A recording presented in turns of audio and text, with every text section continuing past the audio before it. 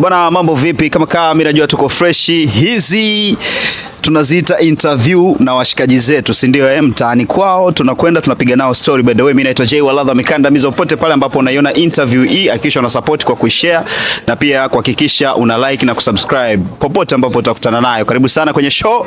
Hapa mbele niko na bwana ndugu yangu. Bwana, kumbe unanoga bwana sometimes. Hapa mara moja sio mbaya. Kuna muda una store maskini. Unajua watu wengi wanaokuona kwenye zile clip zako hawaamini kama unaweza ukapiga pambo ukatulia kabisa, ukawa mnyamwezi kabisa. Si unajua kuna maisha ya kawaida na maisha ya uigizaji. Kuna utofauti gani hapo? Utofauti ambao upo ni kuna kitu ambacho unakuwa unakifanya kwa kuigiza. Si umeelewa? Alafu kuna ile reality ya maisha yako halisi. Kuona vitu ambavyo vinatofautiana. Kwa ukiwa mtaani ni umepoa, kule unakuwa kama kichekesho. Okay. Sawa. Kwanza hongera kwa kazi nzuri ambayo unaifanya. Kama kijana na appreciate unachokifanya. Na kuona sehemu kubwa sana na kulinganisha na umri na performance yako kwa sasa hivi, kama hautokata tamaa kwenye hii ramani na kuona mbali zaidi. Hongera kwa hiyo. Lakini nataka nikuulize swali moja, tuanzie hapa. Wewe ulikuwa mwanzo ulikuwa unafanya serious. Sasa hivi umeamua kuwa comedian totally kabisa. Ikawaje tukaswitch kutoka kwenye serious kwenda kwenye comedy? Ujue kuna kitu kimoja kwanza, sanaa yetu ilivyo inahitaji upige miguu yote. Au sio bana? Huwezi jua Mwenyezi Mungu akupangia wapi kwenye kutokea. Unaona? Kwa mara kwanza mimi nilikuwa nacheza serious kama unavyosema, lakini mwisho wa siku ikabidi ni twin kuingia kwenye comedy kwa sababu kwa mtu ambaye nilikuwa naye wa kwanza ambaye nilikuwa nafanya naye mara ya kwanza kazi, tulivyoacha kufanya kazi sasa kuna bondi ambayo nilikutana naye ambayo hiyo bondi inacheza comedy. So umeelewa? Comedy typical. So ikabidi kwanza ni twin, nikasema kwanza ngoja niangalie huko kuna kitu gani. Umeelewa bwana? Lakini mwisho wa siku ukajikuta huko, lakini bado na serious napiga. Unaweza kupiga kabisa sasa hizi kulilia mapenzi chozi likatoka? Napiga vizuri. Nataka tuongee hili jambo hili. Wakati unafanya serious kuna watu walikuwa wanafanya comedy. Labda sababu moja hapo ya kusema ngoja niingie huku niwaoneshe vijana tunapita hivi ilikuwa ni hiyo kwamba wewe unafanya serious lakini uwezo wa kufanya comedy unao, wale unawachora tu. Wale sikuwa na wachora, lakini kutokana na uongozi ambao nilikuwa nao kipindi kile ilikuwa uniruhusu mimi kufanya comedy. Ilikuwa inabidi nicheze kwenye njia moja ya userious. Naelewa kwa sababu uongozi ambao ulikuwepo ni kwamba mimi hata ningetaka kucheza comedy nilikuwa nakatazwa. Ndio bana, huku unapotea. Cheza njia hii, cheza kwenye userious. Kwa hiyo nilikuwa na base sana kwenye userious. Ndio maana unaona movie zangu nyingi za nyuma zote za serious. So nilivyotoka kwenye management ndio nikawa nacheza serious comedy. Si kama Skonga mimi nimecheza serious. Naona kwa hiyo hivyo tunapamba. Hivi Skonga umepiga? Nimepiga. Mimi kaka yake Chandimu. Ndio umepiga serious kweli, nimeona bwana umepiga serious. Nataka sasa tuzungumze jambo hili. Umeshapata any comment kutoka kwa lile group lako ambao walikuwa nao wanapiga comedy, wakawa wanasema ukifanya comedy utapotea, kwenye comedy paache, piga serious. Labda umeshapata feedback zao kwamba oya, kumbe tulikuwa tunakuchelewesha, au wamemute tu? Wamemute. Au vipi bwana? Wamemute. Sawa. Sasa kuna comment naziona nikipita kwenye mitandao ya kijamii, hususan mitandao yako, watu wanasema kuna baadhi ya watu unawabagua, yani komedi zako zote zinaongea kihaya, Kiswahili ni kidogo sana. Hii umeiwekaje? Sawa, sasa iko hivi. Mimi unajua kwenye account yangu hata ukiangalia mfumo wa kuposti kuna kitu kimoja. Unajua sisi sanaa ya nyumbani imechelewa sana. So umeelewa, sanaa ya Bukoba. Na hiyo sanaa ya nyumbani inachelewa kutokana na wasanii wa Bukoba wana roho mbaya. Yaani hilo tuliweke wazi. Kweli Na ndio maana unakuta wenzetu wanatuzidi Wanyakyusa, watu ambao unaona wana umoja. Sisi wa haya bwana umoja hatuna. Mtu akipata kitu chake amepata kimesonga anaondoka nacho. So umeelewa. Lakini sasa kuna muda pia sisi tunakuwa tunatofautiana. Kwa hiyo inabidi tutumie pia nguvu kubwa kutambulisha kwanza mkoa wetu. Kuna watu wanapenda, unaona viewers wanatembea bro. Watu wanaenda 300,000 milioni watu wanaangalia kile chako. Kuna watu wanavimisi hivyo vitu. Kwa hiyo kisha weka ile hata ukija kufanya kitu kingine kikubwa, kwa sababu kila kitu ni mipango, na wavuta kwanza watu katikati, baada ya hapo mchezo kama unabadilika utaendelea vile vile, lakini unakuwa unachanganya. Kwa hiyo tuna kazi kubwa sana ya kutangaza kwanza mkoa wetu. Wasanii wa nyumbani unajue, tuongelee hapo kwanza kwenye wasanii wa nyumbani kuwa na roho mbaya. Hiyo umeiwekaje? Umeionaje? Roho mbaya yao iko wapi? Roho mbaya mimi nilikuja kujua kwa sababu kwa nyumbani kabisa kwanza.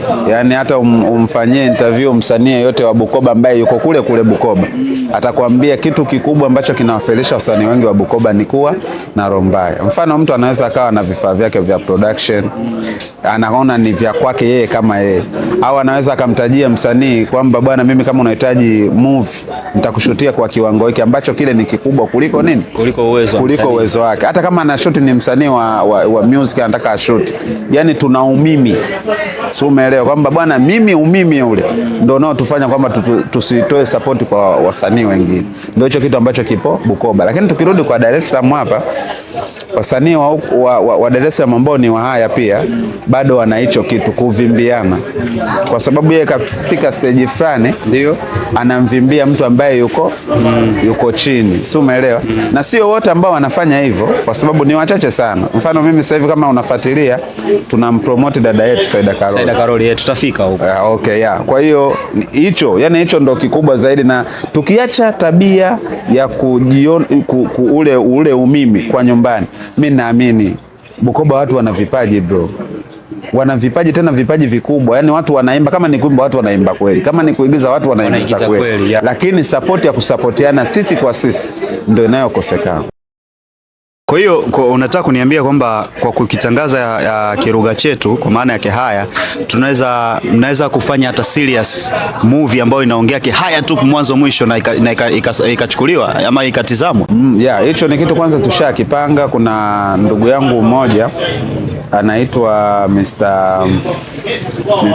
Mugashe, kama unamjua Mugashe, MC Mugashe.